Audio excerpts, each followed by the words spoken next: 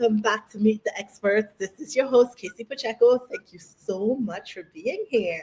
So today, I am so excited. We have nurse coach Bina Bendale, and we are going to rapid fire ask her questions. So let's welcome her in. Welcome, Bina. Well, thank you for having me. It's such a pleasure to be here. Welcome to the show. We are happy to have you. It's going to be fun. Okay, I'm just going to dive into it. So, Let's Bina, go. as a nurse coach, you secure contracts. What's the one skill you believe that most nurses must cultivate to do business on a larger scale?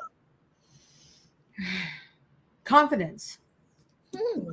Honestly, I think it's just knowing that you can do it and to do it. I don't think a skill set is a real big issue. I think a lot of people can coach, and that's really where it comes down to. But I think it's just that lack of confidence of like, oh, I need to have this first and then I can do this. And for them, it's just to let everyone know, like, go for it. You can do it. Like, just do the messy action and just go for it. That's really it. It's the confidence behind it. You are very confident. What has given you confidence? My kids. I'm not lying. Like, because it's like being a nurse, right? And then having 3 children that are autistic, it's just, there's a lot of challenges that come from that. And so when I have to go and advocate for my children, I have to advocate for therapies, I have to advocate for X, Y, and Z, like that mom confidence has to really, truly come out. And if I don't have my kids, I think I'd be completely lost. Wow. Like in general, like I think I'd really be like really lost because, you know, that mama bear comes out, right? Yes. And so I keep that mama bear like mentality with me.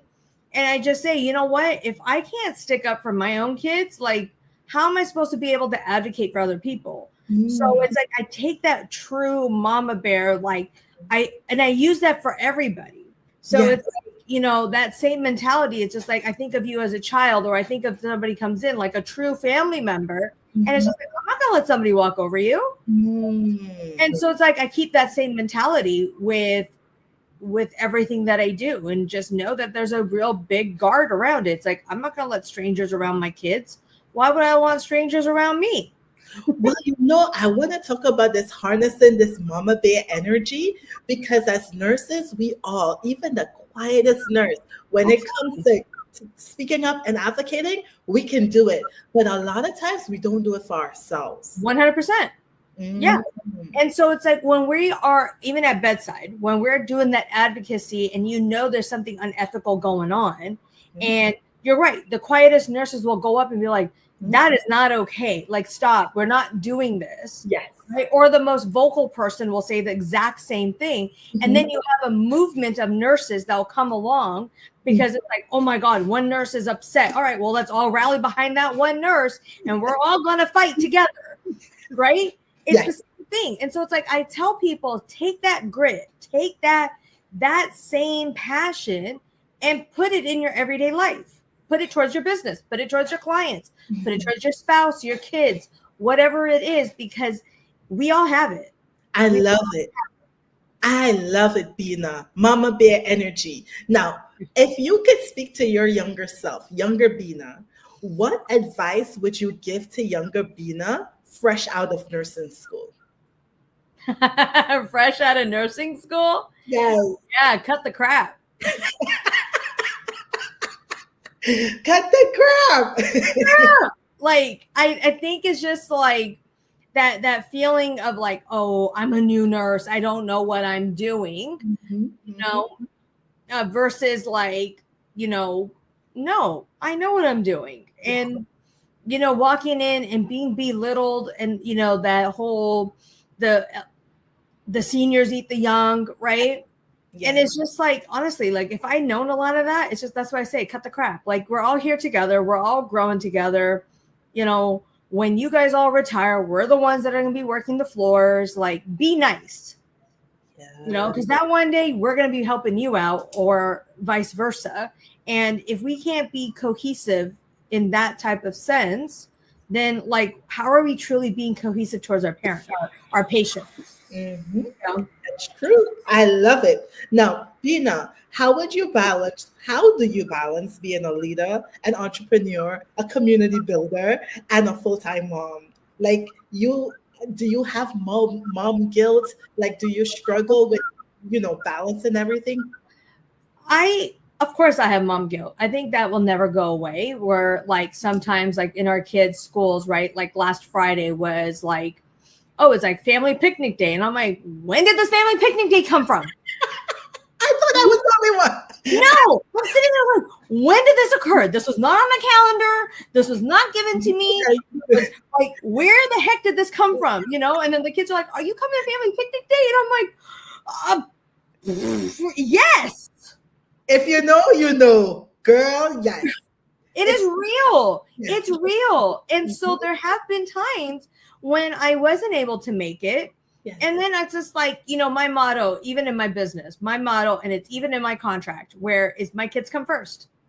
Like, this is why I am where I'm at today, is because I have really hard boundaries, Now, if there was like a bigger commitment, then yeah, sorry, kids, you can't tell me like 24 hours in advance or 2 hours, like in the car on the way to school. Yes. But we do try our best to move things around if possible. But I also am a believer in like, I don't want to waste your time. Please don't waste my time type of mentality. Mm-hmm. If I'm on your schedule, please be respectful of my time, and vice versa, right? I hold that to a very high level of integrity.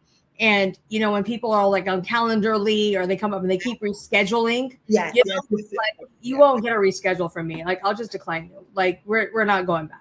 Yes. Because it's like you've taken away, either you have taken that hour or 45 minutes away from another potential person who I can help, mm-hmm. or you've literally taken that hour away from my children and or my husband. Yes. And so that's when I have really strong boundaries, where I give people one-time grace or maybe a second time grace, mm-hmm. and depending on the circumstance. Yeah. And then after that, it's just like, well, let me know when you're ready. Yeah. Like you can't, because you can't please everybody. And I think that's the biggest thing, is then you become a people pleaser. And I was just gonna ground in, because a lot of us struggle with boundaries. How did you cultivate such strong boundaries? Learning how to say no. Yeah. Honestly, like, if I'm going to use the example of the calendar, right? Yes. You schedule a calendar. Me and you scheduled this 3 weeks ago, 4 weeks ago. Yes. If either one of our children was sick, completely understandable. I was sick just a couple of weeks ago, 100%. I can't do anything when I'm in the hospital, right? And now that I'm better and people are coming back on my schedule, like, it's the same thing. It's just like I put my kids' schedule on what is important. Like, what are things that are highly important? Doctor's appointments, certain like performances. Is there something in school that I need to be at? I place those on my calendar, and then I really do an energy check. Do I really want to like spend my time? Because I always feel that is a privilege to be on my calendar. Not like in a, oh my God, I'm such a powerful person. No, it's just more of like, if you want to take that time or energy out to meet me, I'm going to take that time and energy out to be present for you. Yes. And it's the same thing. So when people like, abuse that, mm-hmm. I'm just going to tell them no. Yes. And I'm going to use a word. I hope it doesn't offend you. But sometimes as nurses, we have, or when you're now starting off in entrepreneurship, you have a little bit of this prostitute energy where you're like, oh, please, like, I'm just so happy to have a client, or I'm so happy to have a prospect, like, or some, someone coming on. But no, let's honor our boundaries. Yeah. Let's honor our time. I think when you said something that's key, I'm happy to have, I have to have, I'm excited to have, I rephrase it to, I get to. Ooh. I get to serve. Ooh. I get to be in your presence. I'm choosing to be there. It is a choice for you to be in my presence. And when we shift it to that type of mentality, we're really truly protecting our own energy at that time too. Because when we go, I need this and I have to have this and I'm so excited of this and woohoo, I got my first client. Yeah. But it's the right client, you know? Because it's like I've had really great clients, and I've had in the beginning, I was that person too, like, oh yes, I got a client. Yes. And there was one client early on who found me from a hairdresser, random, but she came and paid me up front and comes in. But I'm telling you, it was the most challenging client I've ever had. Not all money is your money. No. And honestly, I was just waiting for the 6 week, or I think at that time it was 15 weeks. I was doing one-on-one coaching or the 10 weeks, whatever it was. And I was waiting for like the time to go off. Yeah. Like I was like, when is this going to be done? I was still present, but it was just like that. I don't want to be here. And then I was like, how is this any different than me wanting to go back to bedside? Yeah. And I don't want that. I didn't want that. And so that's when I shifted to needing to, I need the money, I need this, I need that, to shifting my energy to like, I get to have this, to do X, Y, and Z. Yes. And even for the nurses, because or the people who are watching, because this is going to be on LinkedIn, even if you work in an environment and you're not an entrepreneur, I get to go to work. That energy. 100%. Voice. I want to be there. You want to be there. You're choosing to be there. Yes. I love it. Okay. Let me go. What? I get so excited. You have such gems. What do you think? Because you're in business. What do you think will happen if more nurses became wealthy? Oh, if more nurses became wealthy? Wealthy. What do you think? Okay, let me let me clarify that a little bit. When you say wealthy, in what sense are we talking about wealth? Are we talking about money wealth? Are we talking about success wealth? Are we talking about energy wealth? Which wealth? We're talking about money wealth because you actually help nurses to land these big clients. So sometimes as nurses, we're like, do I really want to do that? I just want to help, coach a little few people down the block or, in my little community. We keep it small, but our energy is big. So what if more nurses were like, no, we're going to go big. We're going to have $1 million businesses. We're going to have coaching empires. I really believe that the world would be a better place because we're going to go back, right? Yeah. Like if we have $1 million contracts, if we have a lot of money, and I can only speak for myself and to maybe a fraction of nurses that are out there, majority of us want to truly give back, right? Like we're going to be able to like help the community. We're going to be able to develop some program that's why nurses are so unique and why I strictly choose to work in healthcare, with healthcare nursing and or people. It's because of that. Yes. Because I truly do believe that it's like you want to give your money back. You want to be able to go back. You want to be able to have that generational wealth for your children and your family. It's like you're choosing to have that. And once we get all those, settled, should I say, then it's just like, we're always going to go like, there's that longing of like, how else can I support the community? How else can I do things? Yes, we're going to do the generational wealth. Yes, we'll make sure our financials are secure for our family first. Absolutely. Please do. Mm-hmm. And then the next thing is, it's just like, what can I donate? Where can I go? What can I assist? How can I make this a better place in the area of niche that you're wanting to help? Mm-hmm. I'm not saying you're going to do it with everywhere, but if I became $1 million overnight, right, I'm going to figure out a way to go back to the autism community. Right? The children with special needs. Like, I know that's dear for me. Mm-hmm. So it's like, I really, truly believe that if nurses all become wealthy, and whatever wealthy word means for anybody, that we're really, after we physically and emotionally fix our own financials, like nurses don't make much. Okay. Let's just be real here. Like we don't make a lot of money. Okay. At bedside. Once we have to pay off a lot of our debt that we've accumulated, like we will be the ones to give back. We are the ones that are going to be those high investors. We're going to be the ones that are being those, hey, there's this gala and like, oh yeah, I'll donate because it's for a good cause. Yes. That's why nurses all need to be in those higher top brackets, because we are smart people. Yes. We're not just, and the purpose. Yeah, we have a purpose in life. We know what we want. We know that we're just this like caring, loving person. And 90% of us are not going into the bedside because of the money. We're going because of the true passion. Like I know I did when I was younger, right? Yes. Like it was the true thing. Like no, it was because of, it's not even like this honor thing. It's just more of like, I'm going to do this because I truly want to help people when they're at that brink of death. The family members really being scared at bedside. Like, how do we help navigate that? There's a lot of the fear of the unknown there. Absolutely. Now, Bina, you are a collaborator, and in business, you sort of have to collaborate. Now, there are a lot of nurses who are new to entrepreneurship and business. What do you foresee with nurses or just people in general who have the spirit of collaboration? Where do you see them in 10 to 15 years?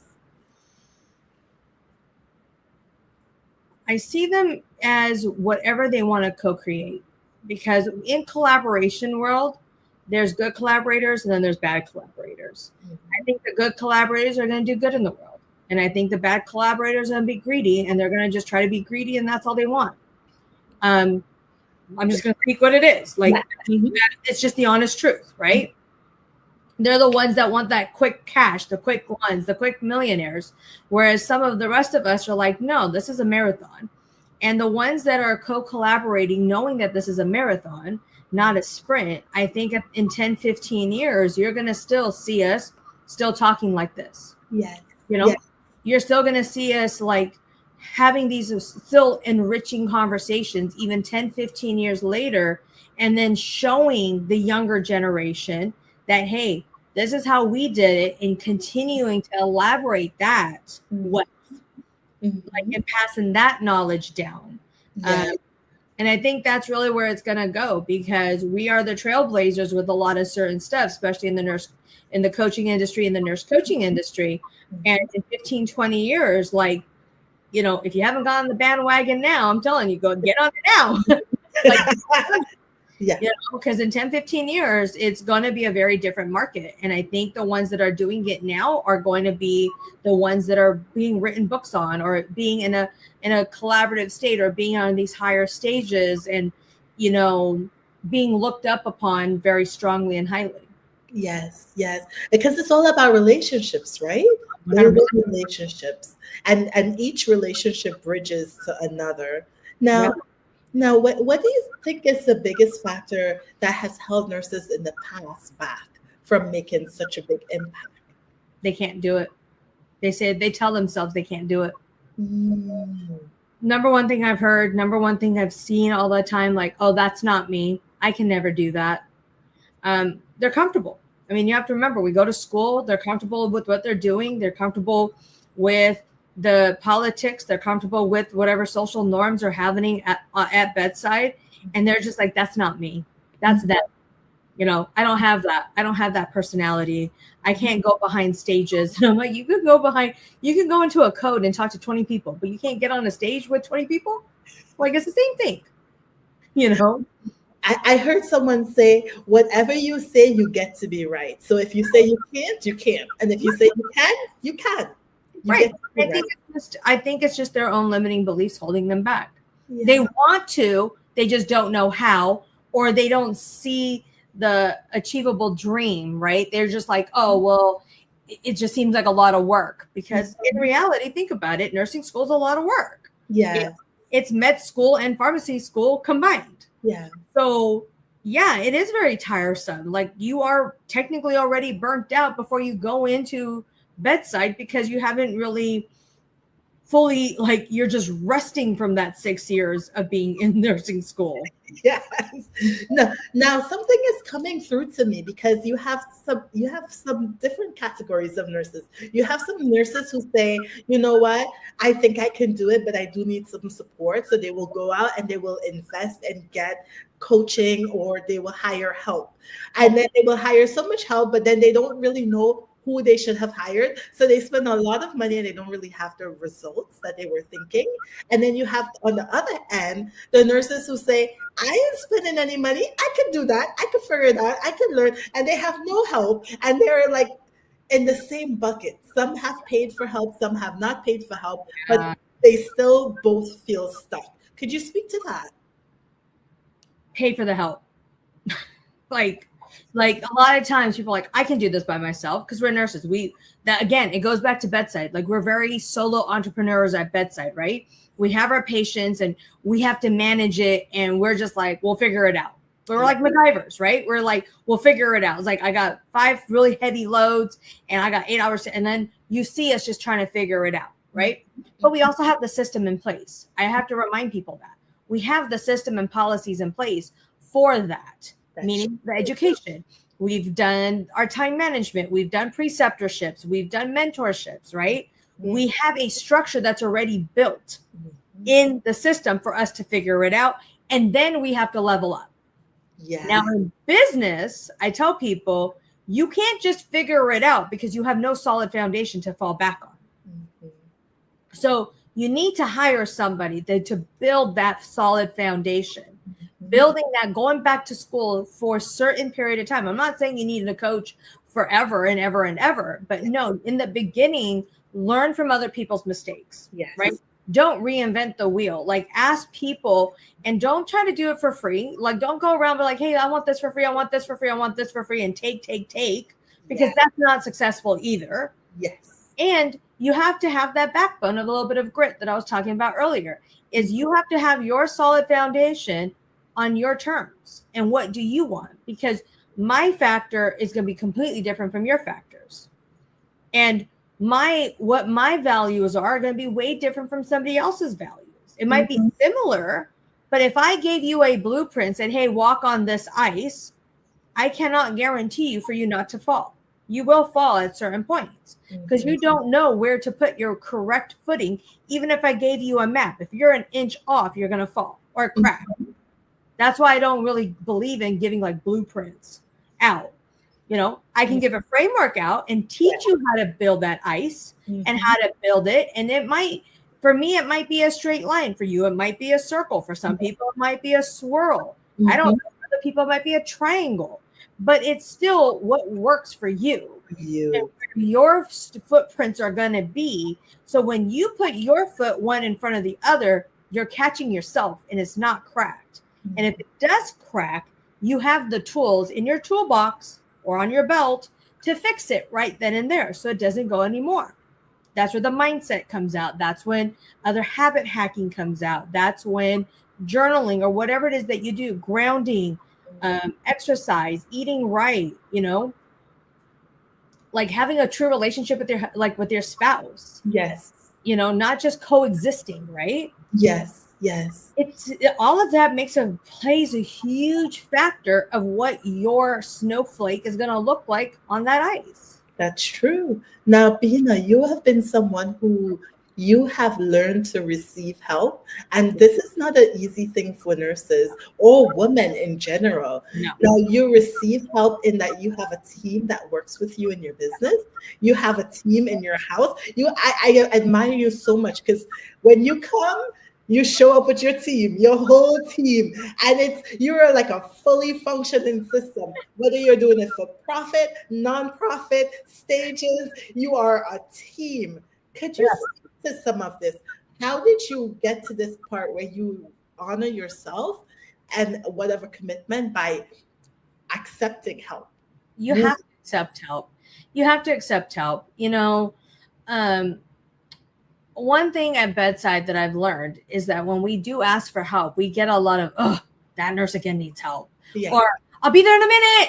And then 2 hours later, you're like, I needed help. Like, what are you doing? You know? Yes. unless there's like someone truly dying, like you're really on your own. And when you do ask for help, there's a lot of rejection. Yes. There's a lot of rejection, right? So when you're in business, it's like you need to find the correct help. So when I ask for help, I look for the correct help.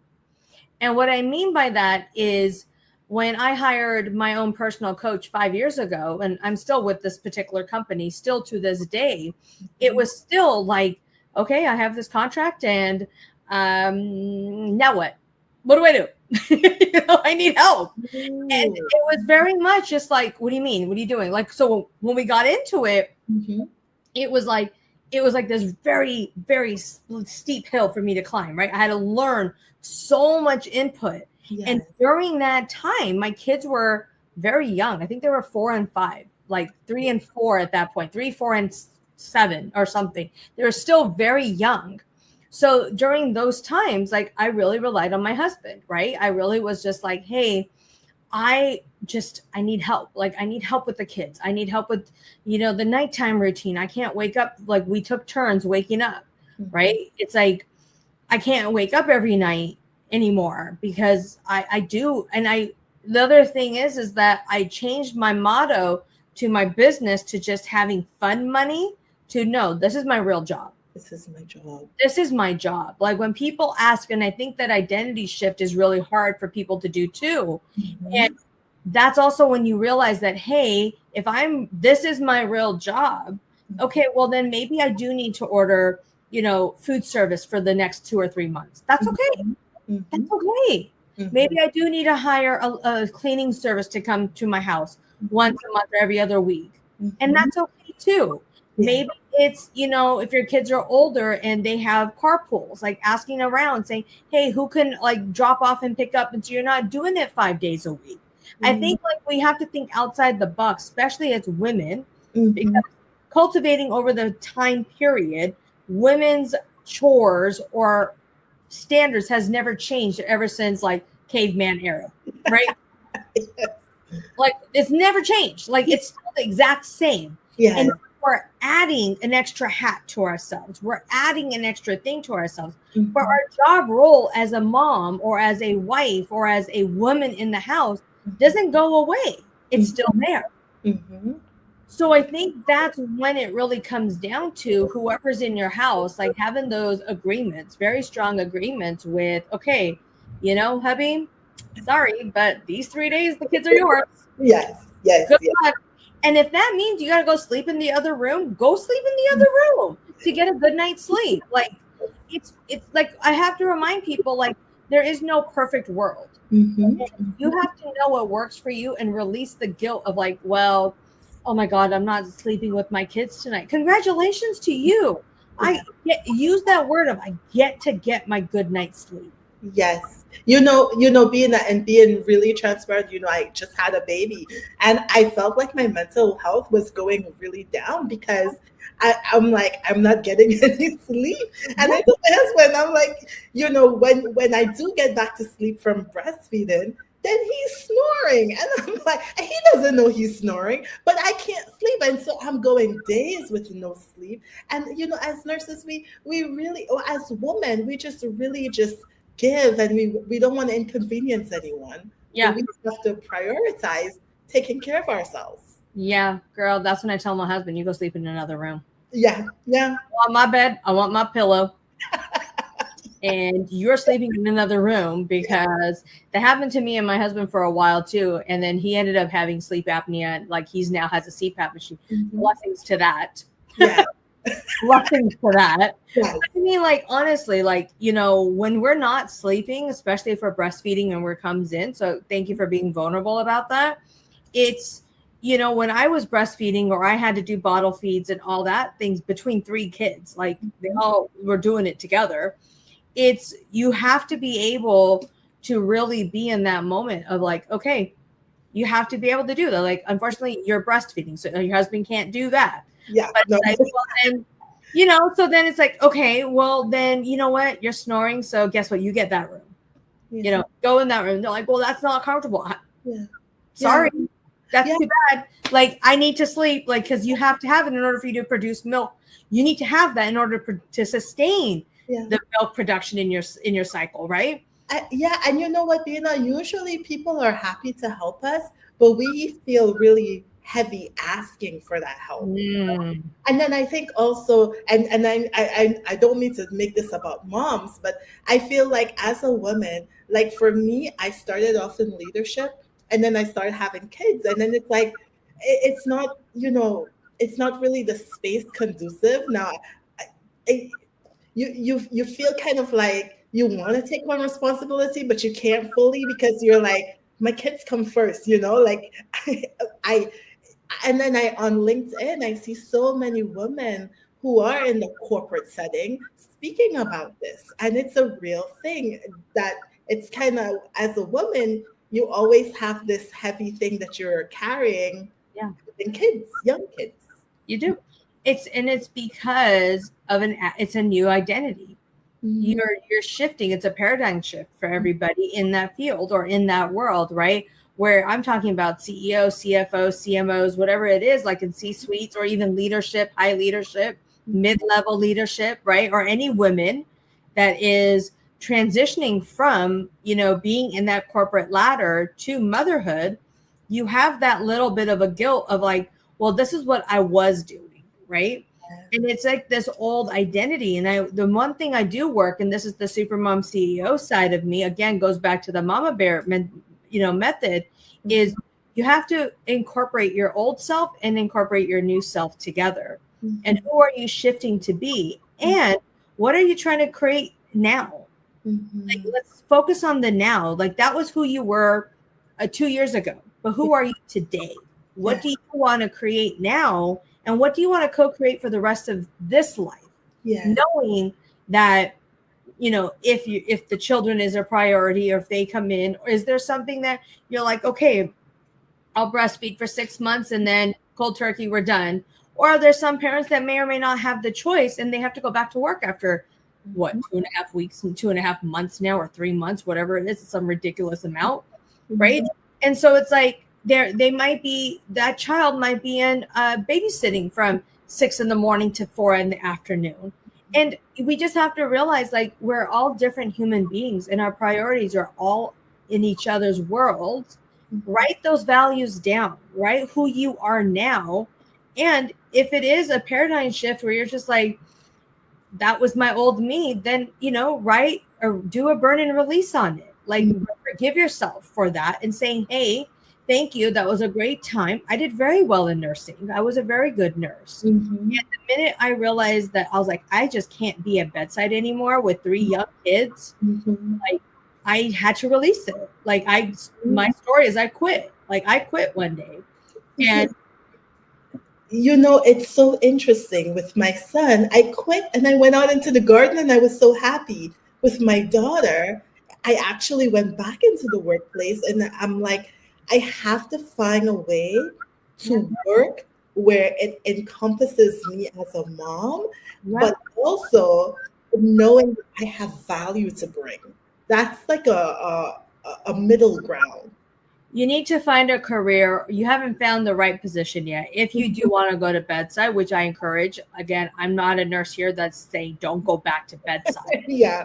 Like, I need to throw that out. I got kicked off Facebook for saying that. And I'm like, look, you guys, I'm not stating that. All I'm stating is that you need to find your purpose that's going to be conducive for you and that is going to fit your lifestyle. Mhm. And Mhm. it can be whether it's an entrepreneurship, it can be in a remote job, it can be in something, but there's a job out there waiting for you. Because I am a true believer in that. There is something waiting for you, but you just have to, one, know what you want Mhm. and know what your priorities are. So that way those jobs can appear for you. Well, the reason I have this show, Bina, is to make valuable people visible. And I really believe that sometimes for some of the people that I have on the show, and even for myself, I really believe that some of the things that we are going to do individually and together for the future has not even been created yet. No. So I open up these conversations because the people listening in, maybe in the past there was no space or lane for you, but in the future there will be. Correct. You know, with a collaboration of ideas, or someone says, oh my gosh, Bina is really good with business, so she's been good in business and coaching, and she's the mom, and she has, you know, all these communities that she's in charge of. Yeah. She would fit perfect for this thing that we're doing, or this thing that we're creating. Mm-hmm. Right. And it's a really good platform for that. So I appreciate you creating a space like this. Yes, I love it. I love having you on, and I really want to share. I don't want to just have a fuzzy conversation, but I really want to share where I get value, but other people looking in could say, "Wow, she's valuable." Because Pina, when I see you, and I see you on multiple platforms, you are, and we'll talk a little bit about this. You are very well marketed on Facebook, on YouTube. When I see you, you show up in all of your essence, right? Yeah. And Yeah. all of Bina. I see the kids, I see you on stages, I see the kids sick from school and you being a mom, you know. And I just wanted you to talk a little bit about it, because sometimes people feel like, oh my gosh, I have a business now, I need to show up this way, or I'm on LinkedIn, I need to just only speak corporate, or social media can only see this side of me. Yeah. You got to be true to who you are. Authenticity is really key. Like, who I am on camera is who I am off camera. I'm a swear jar. I do it on stages. I say it even in front of my children, and my children will be like, Mom, you know, put a quarter in the swear jar, you know, because they get rich off of me. But it's just like, I don't, and they know that too. And my husband knows that too, where it's just who I am is who I am. And when I'm having fun, I feel like everyone's having fun. When I'm mad, everyone feels it too. Right? And you know, when I am off camera, and I'm talking like straight up, like a me time, like straight me time, you're not going to see me on social media. Like, someone asked me this too. They're like, oh, what do you do behind the scenes? I'm like, it's plastered everywhere. They go, no, like for yourself, like, are you taking care of yourself? I'm like, I am. Yeah. They go, well, how do you know? I'm like, because I'm not on my phone. Like, I am, when I have full me time, I am not on social media. My phone's not even on me. I don't even know if my husband knows where I'm at half the time. I'm just not. Like, I think like they're just like, okay, like I have to remind myself, you know, it'll be on a calendar and just kind of like where I'm at, like, or I'm at this park, or I'm over here, or and I literally don't take my phone, you know? And it's so nice, because that to me is just like a full detachment. Yes. And I think when we talk about social media, when we talk about X, Y, and Z and people showing up, yeah, show up. Yes. But also know when to just shut it all down. Yes. Just say good night. Like, you don't see me scrolling. You won't. I have a hard stop. I went to I go to bed by 8:30, 9 o'clock latest. Like, it's very consistent. If anyone has a party in the evening, I'm really tired. I'm tired. Like, I'm tired. I'm struggling at like 10, 11 o'clock. Okay. Yes. I'm struggling. But when I want to sleep in, I get to sleep in when I'm traveling. And guess what? I'm still up at 6 o'clock when I travel, because that's my normal time.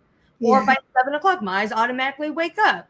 So it's like I keep the same routine. And really, when people, for new or young and older, like, the main thing is stay true to who you are. Yes. Don't be scared to, if you're like a cuss word job like I am, then say fuck on stage. Yeah. Because that's you. Yes. That's you, right? Yes. Like, if you're just that type of person that does a prayer before things, then do the prayer. If you're that type of person that's like needs to jump up and down, then do that.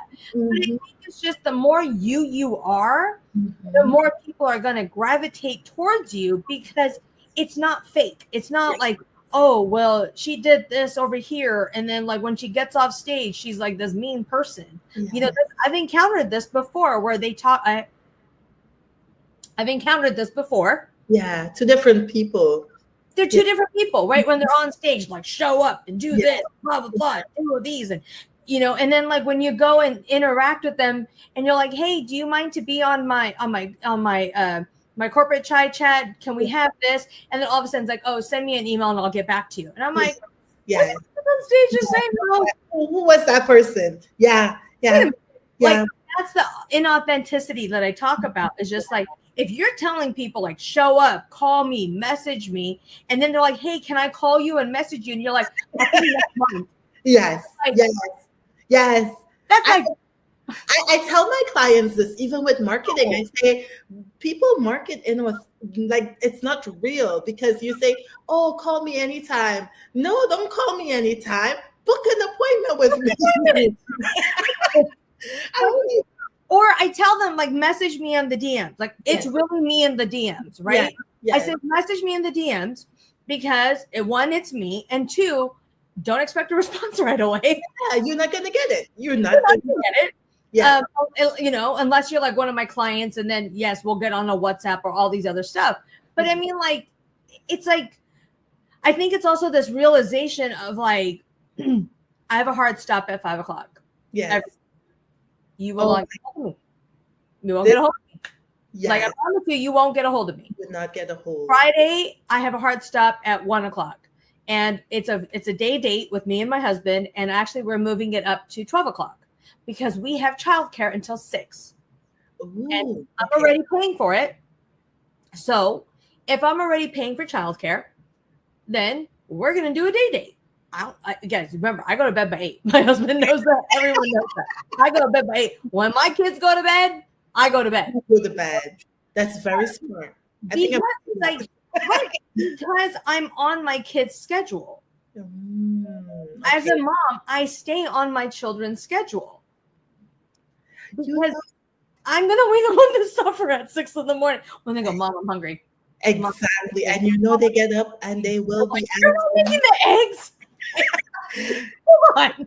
Oh my gosh, Bina, I love you to pieces. I could talk to you all day long. I'm definitely going to have you back because I know there's a lot that we could talk about. Yeah. But I really want to say I appreciate you being here and having me ask you all the questions and even just drop in. You're so authentic. I feel so comfortable. I could just drop into myself and have a real conversation with you. So this has been wonderful. Now, I'm just going to put it out for the audience who's looking in. No matter when you're looking at this, if you have any questions, Sabina, if you want to chime in, if you have something that works and you want to share, please leave it below in the comments. Yeah. If you want to connect with Bina, you could find her on every social media platform ever existed. She is an easy find. She is just so supportive, whether you're a client or not. She will be there for you with her beautiful content. Subscribe to her YouTube channel as well. It's awesome. So thank you for being with us, Bina. Thank you so much for being my beautiful guest, and you will be back, definitely. Thank you. We'll see you. We're here every Sunday at 4 p.m. Meet the experts right here on LinkedIn. Thank you for joining.